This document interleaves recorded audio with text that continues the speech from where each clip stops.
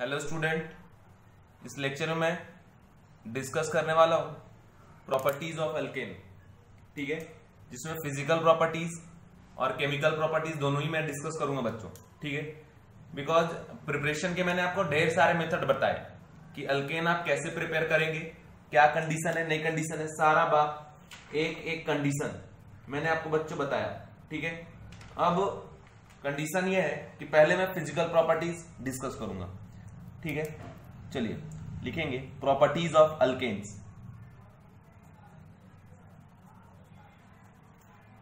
Properties of alkanes.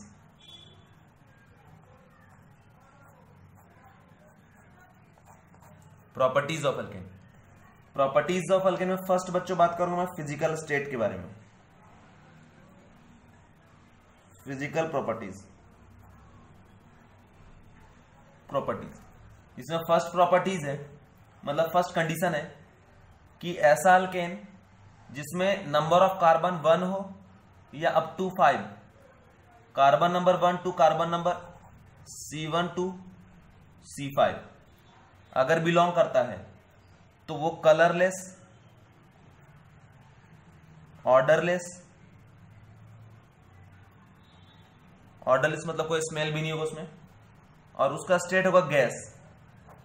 ठीक है, अगर किसी अल्केन में 1 कार्बन हो, 2 हो, 3 हो, 4 हो या 5 हो, C1 टू C5 अगर नंबर ऑफ कार्बन है अल्केन में, तो उसका जो स्टेट होगा वो गैसियस स्टेट होगा, गैस के फॉर्मेट में होगा, कलरलेस होगा, ऑर्डरलेस होगा। ठीक है बच्चों, नेक्स्ट कंडीशन में जरा बात कर रहा हूं, ध्यान से आप देखेंगे और समझेंगे। सेकेंड कंडीशन है कि carbon number 6 to carbon number 18 के बीच में अगर है तो colourless,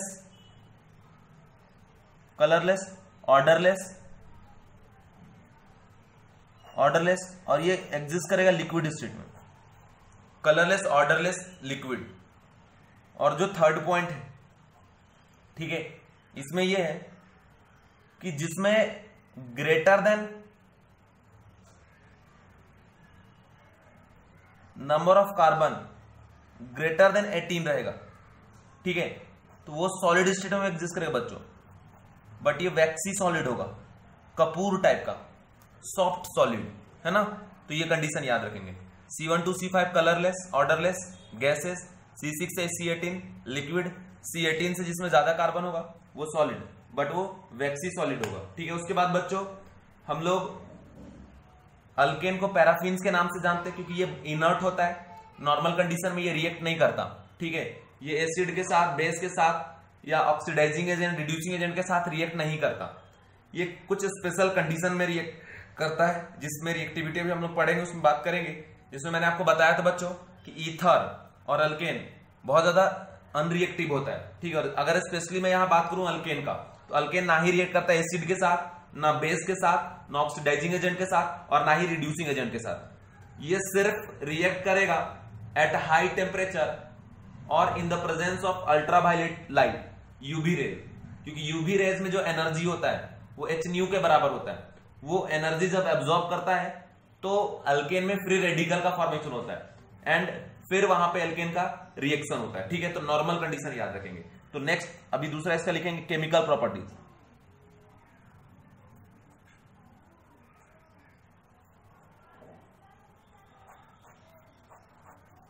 chemical properties. Chemical properties में फर्स्ट पॉइंट लिखिएगा, alkanes are very inert, that is bracket में लिखेंगे known as paraffins, PARAFFINS, known as paraffins. ठीक है, नेक्स्ट पॉइंट लिखिएगा, they do not react with acid, base, oxidising agent और reducing agent.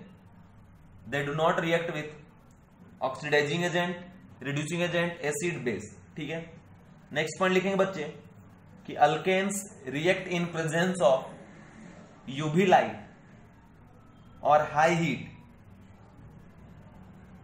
Heat through free radical formation, free radical formation.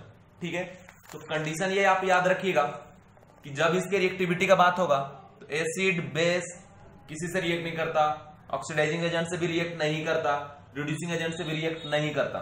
ये show करता है free radical substitution reaction, मतलब यहाँ पे फ्री रेडिकल का फॉर्मेशन होगा।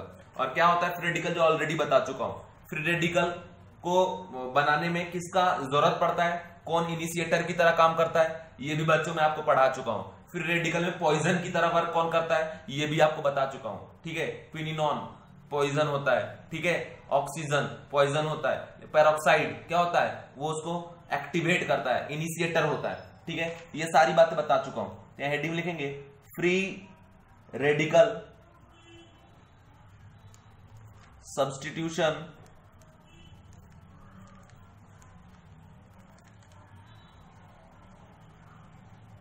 Reaction, free radical substitution reaction, इसको शॉर्ट में लोग SFR के नाम से जानते हैं, फ्री रेडिकल सब्स्टिट्यूशन रिएक्शन।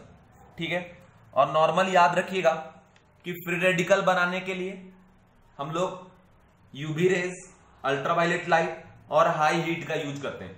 ठीक है, ये आपको बता चुका हूं। जैसे कंडीशन याद रखिएगा कि ये अल्केन है, ठीक है, अल्केन का अगर रिएक्शन आप X2 के साथ कराते हैं, ठीक है, इन presence of UV light, UV light में एनर्जी होता है H न्यू के बराबर।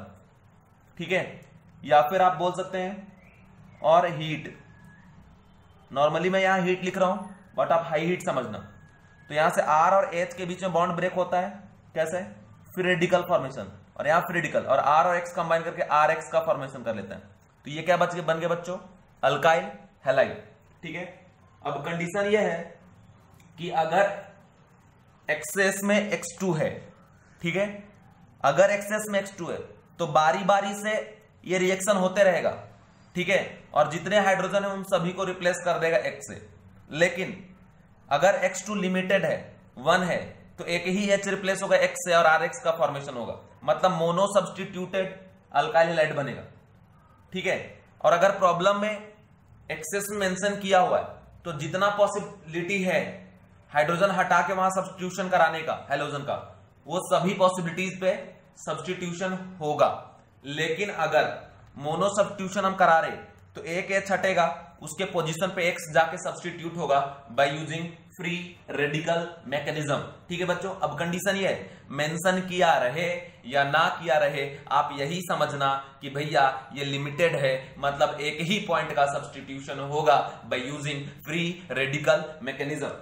ठीक है ना बच्चों, अब देखिए जरा कंडीशन यहाँ पे कि क्या कंडीशन, RH X2 से रिएक्ट कर रहा है इन प्रेजेंस ऑफ यूवी लाइट और हीट, तो यहां से क्या बन रहा है RX, ये RX क्या है, अल्काइल हैलाइड। ठीक है, मैं बात करता हूं इसके मैकेनिज्म पे। मैकेनिज्म देखिए जरा ध्यान से, इसका मैकेनिज्म क्या है। मैकेनिज्म में चेन इनिशिएशन स्टेप क्या होता है आपको पता है कि जब चेन 2 पार्ट में डिवाइड होता है तो उसको हम क्या बोलते हैं, चेन इनिशिएशन। चेन प्रोपागेशन, जब 2 कंबाइन करे, कॉम्बिनेशन का पॉसिबिलिटी आता है तो उसको बोलते हैं प्रोपागेशन। मैकेनिज्म देखिए, सबसे पहले एक बात बता दूं बच्चों, फर्स्ट कि ये X और ये X है। ठीक है, हम यहां पे प्रोवाइड किए यूवी लाइट, ठीक है, और हीट, तो ये फर्स्ट स्टेप को फॉलो कर रहा है और इस स्टेप का नाम पड़ता है chain initiation step. Chain initiation step.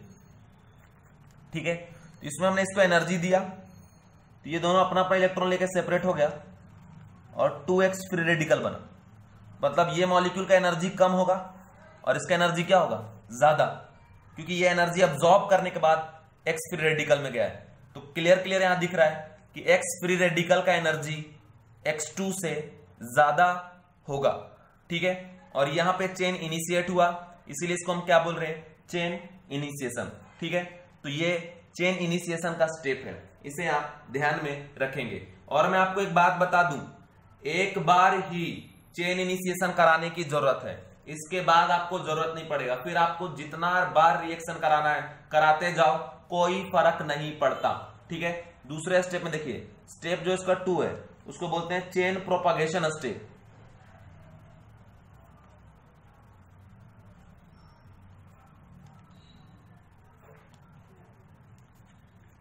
Chain propagation step CP, ठीक है। अब कंडीशन यह है कि चेन प्रोपगेशन स्टेप में क्या होता है, ये जो RH है अल्केन, इसका रिएक्शन कराते हैं एक्स फ्री रेडिकल से, ठीक है। तो होता यह है कि ये ऐसे ब्रेक हो जाता है, R अलग H अलग, और ये H के साथ X मिलके HX का फॉर्मेशन कर लेता है और साथ में R फ्री रेडिकल, ठीक है। ये R पे क्या आ गया, फ्री रेडिकल, तो ये R फ्री रेडिकल जनरेट हो गया। अब इस R फ्री रेडिकल का थर्ड स्टेप में, ठीक है, ये भी चेन प्रोपागेशन ही है, क्योंकि चेन में ये दोनों आपस में कंबाइन किया। इनिशिएशन सिर्फ जब टूटेगा अलग होगा तो इनिशिएशन बोलेंगे, ठीक है। नेक्स्ट स्टेप ये है, ये R फ्री रेडिकल और ये इंटरमीडिएट है, और इसी स्टेप को हम लोग बोलते हैं RDS, और यही स्टेप सबसे स्लोएस्ट स्टेप है। ये स्टेप ही आपका रेट डिटरमाइनिंग स्टेप है, और यहां पे क्या बन रहा है आपका फ्री रेडिकल इंटरमीडिएट। जब भी आपको रेट मेजर करना होगा तो जिस स्टेप का रेट डिटरमाइनिंग स्टेप होता है, उस स्टेप में जो फ्री रेडिकल बन रहा है वो फ्री रेडिकल जितना ज्यादा स्टेबल होगा उस रिएक्शन का रेट भी क्या उतना ही ज्यादा। अब आपको पता है कि 3 डिग्री फ्री रेडिकल ज्यादा स्टेबल होता है कंपेरेबल टू 2 डिग्री, 2 डिग्री ज्यादा स्टेबल होता है कंपेरेबल टू क्या आपका 1 डिग्री। तो ये सीधी बात आप ध्यान रखें, ठीक है। उसके बाद ये R फ्री रेडिकल जब X और X से कंबाइन होता है, ठीक है, तो फिर से देखिए यहां भी ये X और X सेपरेट हो जाता है, R और X कंबाइन होके R X बना लेता है और साथ में बना लेता है X का फ्री रेडिकल। तो फाइनली आप देखिए रिएक्शन यहां से स्टार्ट हुआ था, X और X अलग हुआ, 2X बना, इस 2X में से एक X फ्री रेडिकल का यहाँ पे यूज हुआ तो R फ्री रेडिकल जनरेट हुआ और HX। तो अब ये R फ्री रेडिकल वापस से X2 में से X को होल्ड किया और RX बनाया, यहां से जनरेट क्या हुआ X फ्री रेडिकल। तो एक बात मैं बता दूं कि इस 3 स्टेप में RX का फॉर्मेशन हुआ by using free radical mechanism. इसमें जो फर्स्ट स्टेप है ये एक रिएक्शन में सिर्फ 1 टाइम होता है, ये चीज को आप ध्यान रखिएगा, सिर्फ एक ही बार होता है, उससे ज्यादा नहीं होता। लेकिन ये जो 2 स्टेप है वो मिलियंस ऑफ टाइम्स होगा, बिकॉज ये तब तक चलता जाएगा जब तक रिएक्शन में जो रिएक्टेंट वो फिनिश ना हो जाए, ठीक है। कैसे वो देखिए, जैसे बाबू XX हम एक बार हीट कर दिए तो X फ्री रेडिकल बन गया, लेकिन उसके बाद देखिए RH के साथ X फ्री रेडिकल कंबाइन होकर HX और R फ्री रेडिकल बनाया, R फ्री रेडिकल वापस XX के साथ कंबाइन करके RX और X फ्री रेडिकल। तो जैसे यहाँ X फ्री रेडिकल यूज हुआ, नेट फाइनली आउटपुट भी क्या मिल रहा है आपको X free radical. X free radical का आपने यहाँ यूज किया, आउटपुट मिल रहा है X फ्री रेडिकल। तो X फ्री रेडिकल ओवरऑल हमारे पास तो बचा ही हुआ है। अब अगर फिर से RH है कोई अल्केन, तो उस अल्केन के साथ फिर से ये X फ्री रेडिकल क्या करेगा, कंबाइन करके आगे बढ़ेगा। ऐसे reaction bar bar bar bar bar bar infinite time, millions of times चलता रहेगा, जब तक कि या तो RH ना फिनिश हो जाए या फिर X2 ना फिनिश हो जाए। लेकिन इसमें इस स्टेप को सिर्फ एक बार ही हम करवाएंगे, क्योंकि एक बार में ये X फ्री रेडिकल बन गया, मतलब ये रिएक्शन बार बार बार बार बार बार आगे मूव करता जाएगा। क्लियर है, क्लियर है ना, ठीक है। तो ये हो गया भाई चेन इनिशिएशन, ये हो गया चेन प्रोपागेशन, ठीक है। और एक होता है चेन टर्मिनेशन, वो भी मैं आपको बताता हूं। फोर्थ है चेन टर्मिनेशन।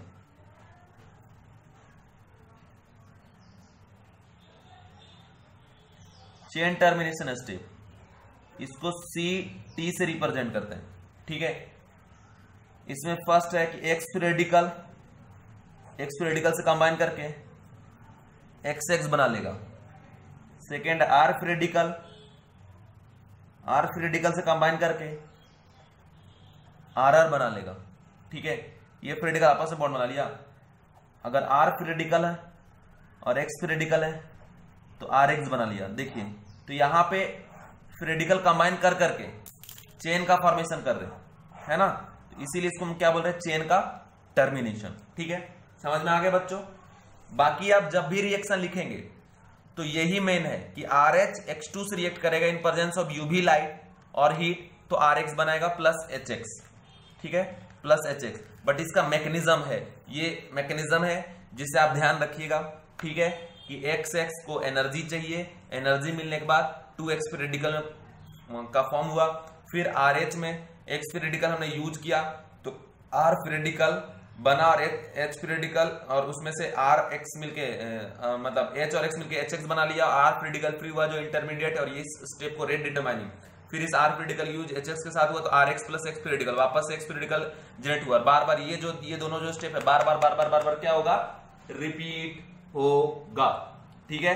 एंड फाइनली तब तक रिएक्शन चलेगा जब तक एंड ना हो जाए। अब बच्चों मैं यहां पे ड्रॉ करने जा रहा हूं पोटेंशियल एनर्जी डायग्राम, ठीक है, ध्यान से देखना। हर एक स्टेप के लिए हम यहां पे ड्रॉ करेंगे, तीनों स्टेप के लिए। स्टेप 1, ठीक है, पीई डायग्राम, क्योंकि पोटेंशियल एनर्जी डायग्राम से बहुत सारे प्रॉब्लम आ चुके एग्जाम। स्टेप 1 क्या किया हमने कि एक्स और एक्स हमने लिया था, इसको एनर्जी प्रोवाइड किया इन द फॉर्म ऑफ क्या आपका हीट या फिर क्या आपका एच न्यू, है ना, यूवी लाइट जिसको बोलते हैं। तो ये कन्वर्ट हुआ 2x पीरियडिकल में। तो देखिए इसको एनर्जी मिला तो यहां चला गया, ये क्या हुआ, इसका एनर्जी इससे क्या हुआ ज्यादा। तो जब हम बनाएंगे इसका, ठीक है, रिएक्शन कोऑर्डिनेट और इधर पोटेंशियल एनर्जी, है ना, तो यहां देखो ये x और x था, जब x और x को एनर्जी मिला तो जाके यहां क्या बना लिया, x पीरियडिकल प्लस क्या आपका x पीरियडिकल, और यहां से यहां के बीच का जो एनर्जी होता है इसको क्या बोलते हैं, एक्टिवेशन एनर्जी।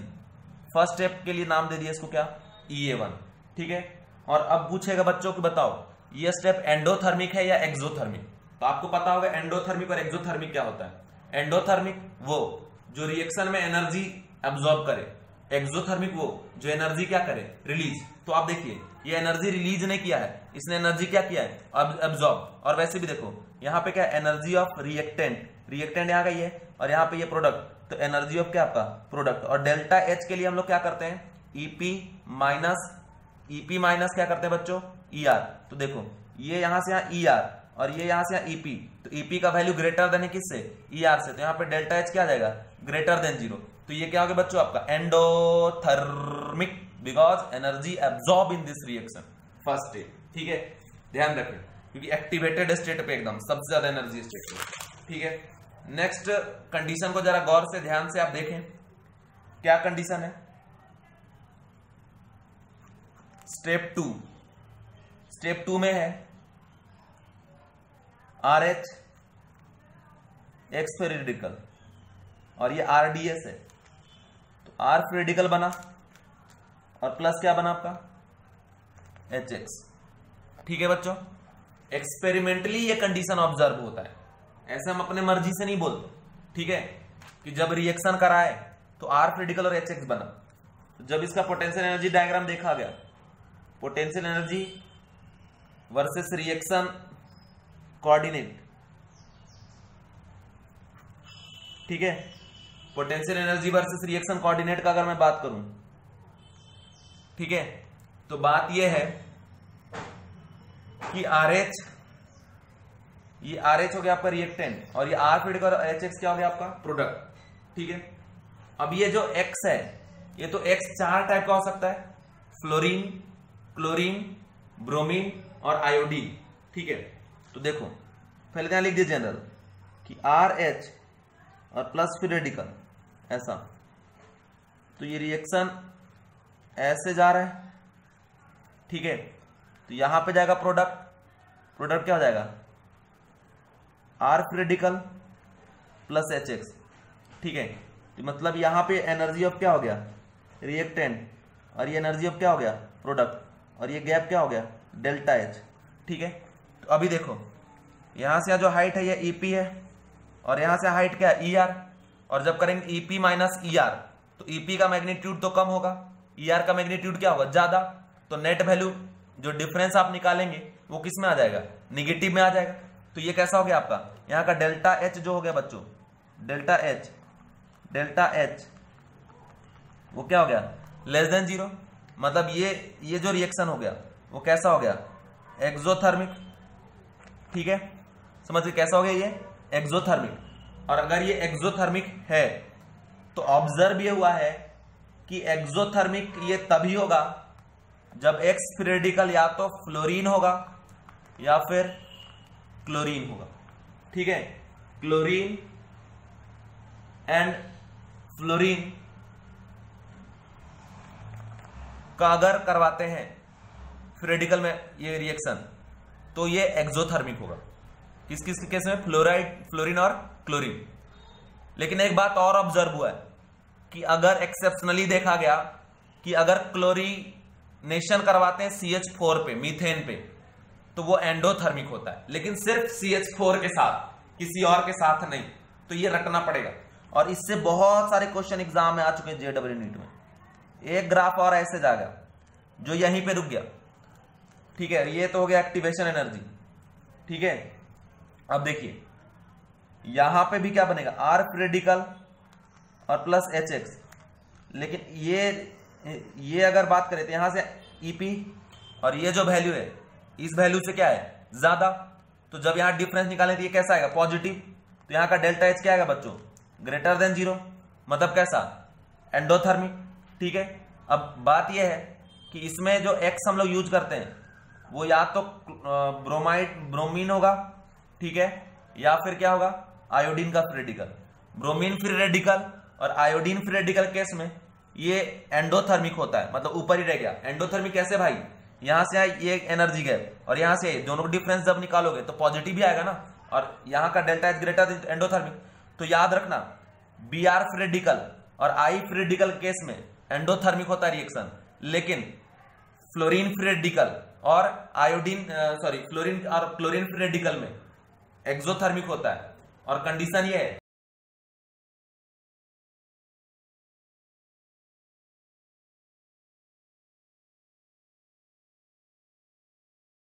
थर्मिक। ठीक है, इसमें नोट करके पॉइंट बना के लिख लीजिएगा। लिखेंगे iodination and bromination of alkane is endothermic in nature.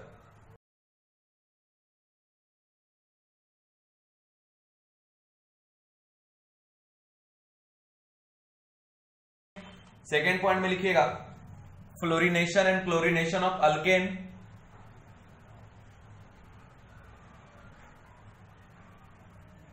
Fluorination and chlorination of alkane is exothermic in nature except chlorination of methane is endothermic. Chlorination of methane is endothermic. तो क्या क्या हो गया? आयोडोनेशन और ब्रोमिनेशन एंडोथर्मिक हो गया, fluorination and chlorination exothermic हो गया। लेकिन अगर मीथेन का क्लोरिनेशन कराते हैं तो वो क्या हो जाएगा? एक्सोथर्मिक। ठीक है बच्चों, ये कंडीशन आप ध्यान रखना। अभी मैं बात करने जा रहा हूं स्टेप 3 का। स्टेप 3 में देखिए R रेडिकल, इतना कुछ इसलिए आपको डिटेल बता रहा हूं कि इससे रिलेटेड क्वेश्चन आ चुके एग्जाम में। RX और प्लस बना X रेडिकल, और ये ऑब्जर्व हुआ है कि फिर कोई भी रिएक्शन हो किसी का भी, potential energy versus reaction coordinate, ठीक है, तो इधर R रेडिकल और प्लस XX है ना, तो ये ऐसा जाता है। देखिए ये एनर्जी ऑफ प्रोडक्ट हो गया और ये एनर्जी ऑफ रिएक्टेंट हो गया, और एनर्जी ऑफ प्रोडक्ट कम है किससे? रिएक्टेंट से। इनके बीच का जो डेल्टा H है वो क्या होगा? Less than 0।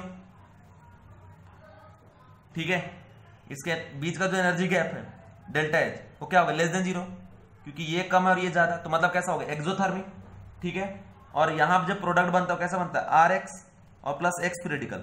और ये जो बात है बाबू वो हर एक रिएक्शन में होगा, फिर कोई भी हो, फ्लोरिनेशन, ब्रोमिनेशन, आयोडेशन, कुछ भी।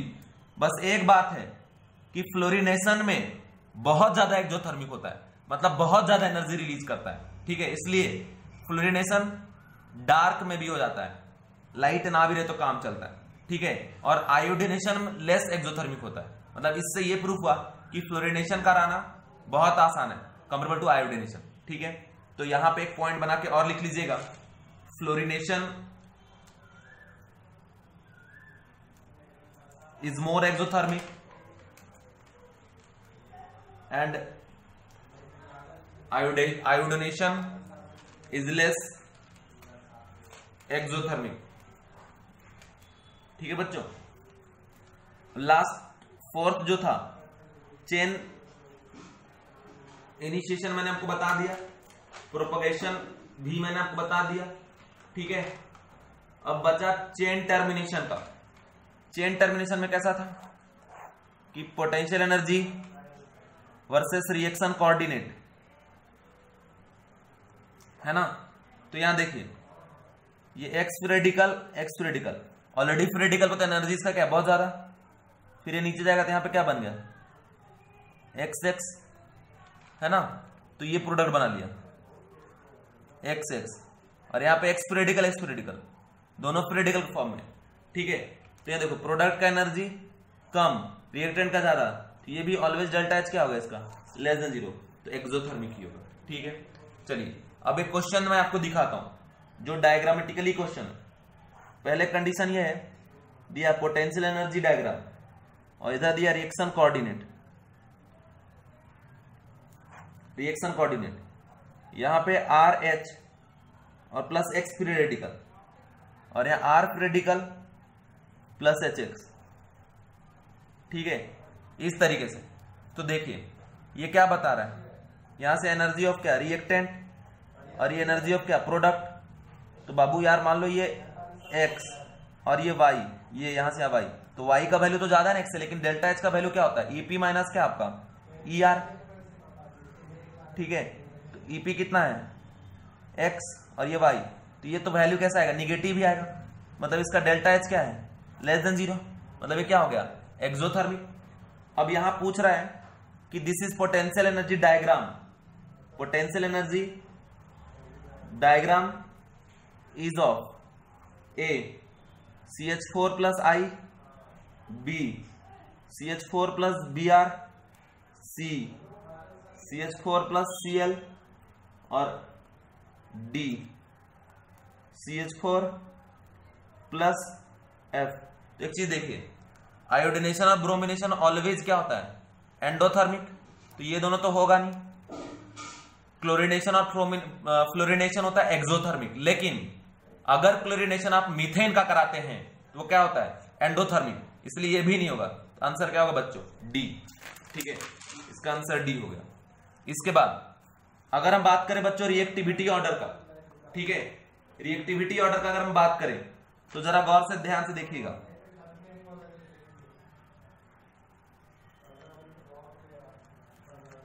रिएक्टिविटी ऑर्डर इसमें है कि सबसे ज्यादा रिएक्टिव होता है fluorine, chlorine, bromine and iodine.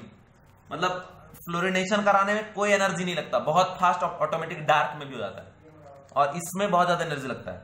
ये इसका रिएक्टिविटी होता है वेरी फास्ट, ठीक है। क्लोरिनेशन होता है फास्ट, ब्रोमिनेशन होता है moderately fast,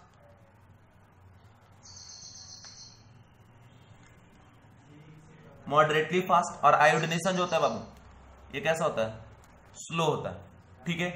very fast, fast, moderately fast, और ये क्या स्लो, ठीक है। Very fast, fast, moderately fast and ये क्या हो गया आपका स्लो, ठीक है।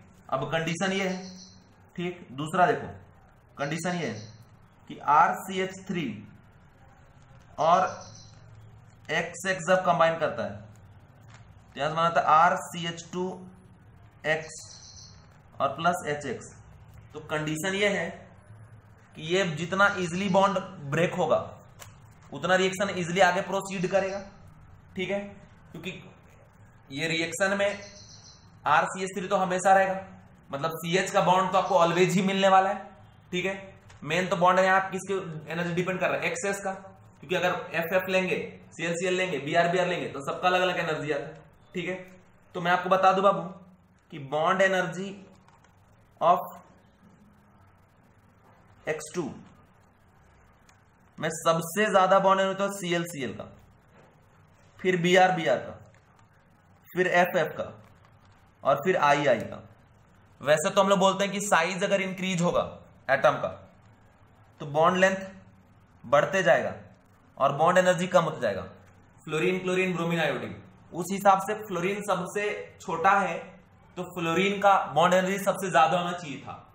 लेकिन बच्चों चूंकि फ्लोरीन के पास लोन पेयर है ठीक है, और पहले बॉन्ड छोटा था तो दोनों लोन पर पास पास आ जाता है, तो धक्का धुक्की करके इसका बॉन्ड स्ट्रेच हो जाता है। और फाइनली ऑब्जर्व ये होता है कि बॉन्ड लेंथ इसका ब्रोमीन के बॉन्ड लेंथ से भी ज्यादा होता है, और बॉन्ड लेंथ छोटा तो बॉन्ड एनर्जी ज्यादा, बॉन्ड लेंथ बड़ा तो बॉन्ड एनर्जी कम। तो सबसे ज्यादा बॉन्ड एनर्जी इसीलिए Cl का, फिर Br, फिर फ्लोरीन और सबसे कम किसका, आयोडीन का। एक्सपेरिमेंटली देखा गया 52 किलो कैलोरी का आसपास होता है, ये 48, ये 37 और ये 36, इस तरीके से। बाकी किसी में भी चले जाइए, Cx, ठीक है, तो C पे तो कोई लोन पेयर है नहीं, तो यहां normally Cf, CCl, CBr, Ci। देखिए अब जिसका बॉन्ड लेंथ ज्यादा उसका बॉन्ड एनर्जी क्या हो जाएगा, कम, है ना। तो जरा कंडीशन देखिए, CF, Cl, CBr, ठीक है, और ये क्या आपका Ci। तो हर बार C तो कॉमन है, फ्लोरीन, क्लोरीन, ब्रोमीन और आयोडीन। फ्लोरीन से क्लोरीन बड़ा, क्लोरीन से ब्रोमीन बड़ा, ब्रोमीन से आयोडीन बड़ा। तो जितना बढ़ते जाएगा बॉन्ड लेंथ भी बढ़ेगा, बॉन्ड लेंथ बढ़ेगा, बॉन्ड एनर्जी क्या होता जाएगा, कम होता जाएगा। तो इन सभी में बॉन्ड एनर्जी सबसे कम किसका, Ci का, सबसे ज्यादा किसका, Cf, CCl, CBr और Ci। देखिए तो कंडीशन ये कि इधर बॉन्ड बन रहा है, और जब बॉन्ड बनता है तो एनर्जी क्या होता है, रिलीज, ठीक है। तो जो बॉन्ड बनेगा वो एनर्जी रिलीज करेगा। अब जिस बॉन्ड का एनर्जी ज्यादा होगा वो बॉन्ड ज्यादा एनर्जी रिलीज करेगा, और जब ज्यादा एनर्जी रिलीज करेगा तो रिएक्शन उतना ही फास्ट होगा। तो अब जरा देखिए इधर CF, CCl, CBr, Ci में सबसे ज्यादा एनर्जी किसका, CF का, फिर CCl, फिर CBr, फिर Ci। तो सबसे ज्यादा एनर्जी रिलीज कौन कर रहा है, CF। तो सबसे फास्ट कौन सा रिएक्शन होगा, CF वाला, फिर CCl वाला, फिर CBr वाला, फिर Ci वाला। और इन केस ऑफ अगर हम बात करें HX का, ठीक है, तो कंडीशन ये है कि HF, ठीक है, HCl, HBr और HI, ठीक है।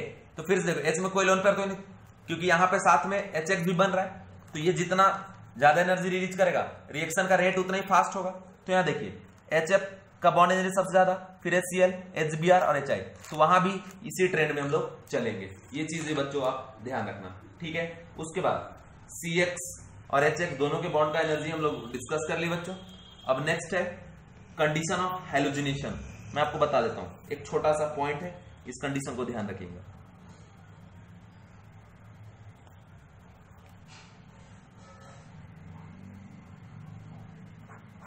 कंडीशन ऑफ हैलोजिनेशन, ठीक है।